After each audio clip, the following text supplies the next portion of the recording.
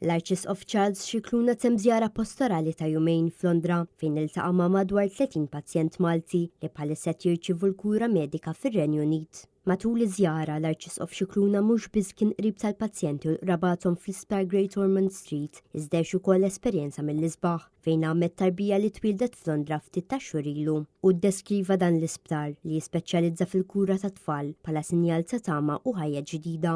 L-Arċisqof żar ukoll pazjenti Maltin li jinsabu fl-isptar tan-newroloġija fiċ-ċentru ta' Londra u fl-isptar ta' Royal Marsden f'Sutton. Hawn l-Arċisqof iltaqa' wkoll mal-infermiera Maltija Laura Burge Turner u kien akkumpanjat mill-Kummissarju Oli Malti għar-Renju Unit. Waqt din iż-żjara pastorali, l-Arċisqof iċċelebra qudiesa mal-Maltin li qed jgħixu fl-appartamenti ta' Puttino Cares f'Sutton. Intant f'okkażjoni separata fil-Kummissjoni Għolja Maltija, fil-preżenza ta' numru ta' professjonisti Maltin bbażati fl-Ingilterra, l-Arċisqof spjega li d-daqs tan-nazzjon ma jdajjef fl-ebda potenzjal, hekk kif fir-Renju Unit hemm iktar minn 300 Malti li jaħdem fil-qasam mediku. L-Arċisqof vera l-apprezzament tal-ħidma tagħhom u ħeġġiġhom biex bħala dixxententi Maltin ikomplu jwasslu t-tama f'dinja fejn il-vjolenza qed tolli rasa.